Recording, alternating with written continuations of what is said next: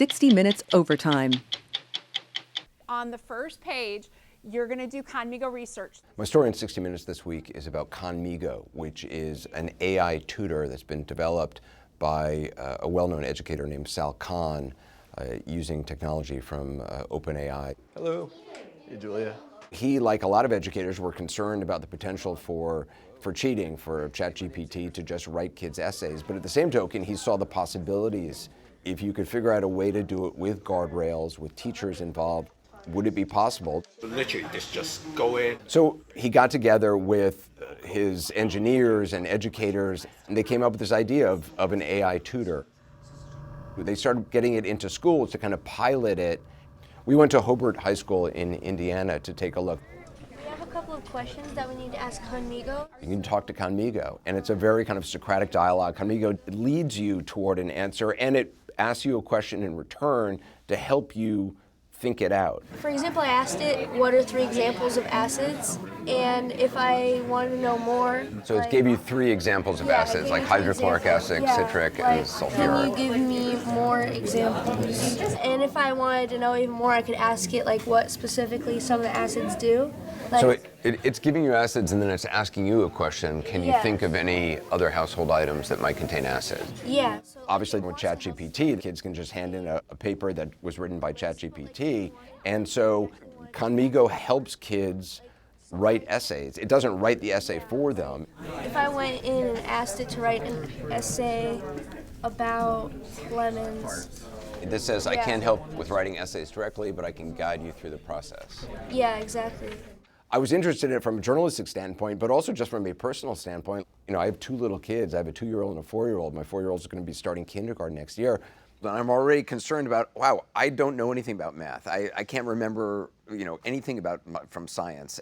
The idea that this could potentially be his tutor, when he's home from school and I can't help is remarkable. That's our hope. Although I will say, a lot of parents are embarrassed if they forgot things from elementary or middle or high school. Learn it alongside your kids.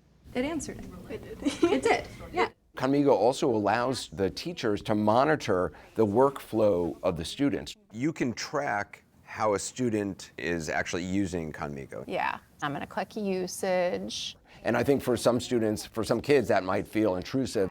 It tracks you, because everything you type in it, it sends it to your teacher. Mm-hmm. And I think that's something really scary for students. Some kids don't like the fact that teachers can track everything you're doing on it. Yeah.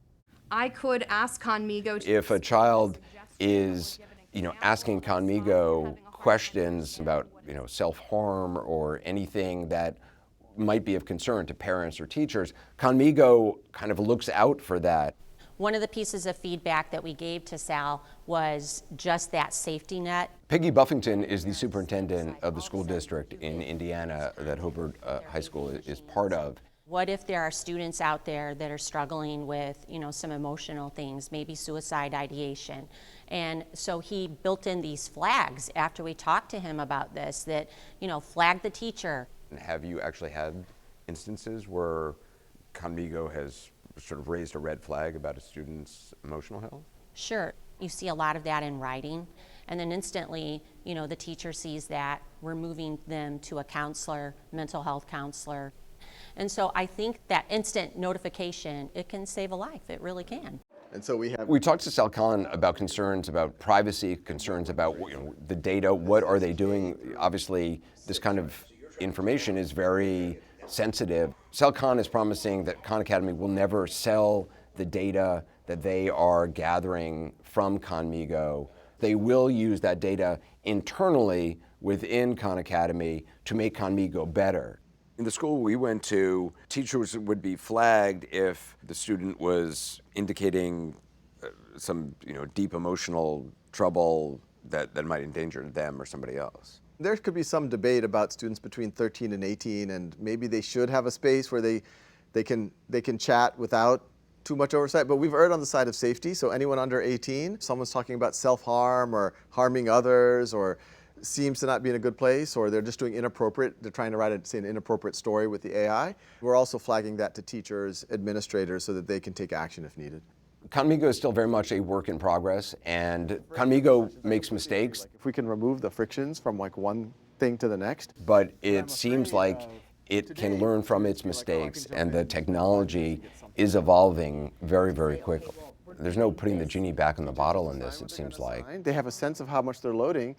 Just myself as a parent, I want to know about this technology. I want to learn more about it. I would want to be there when they were interacting with it. And I think that's, the onus is on certainly, tech companies to have ethics and guardrails in place, but it's also on parents to just, be involved and be aware what your kids are doing to the extent you can.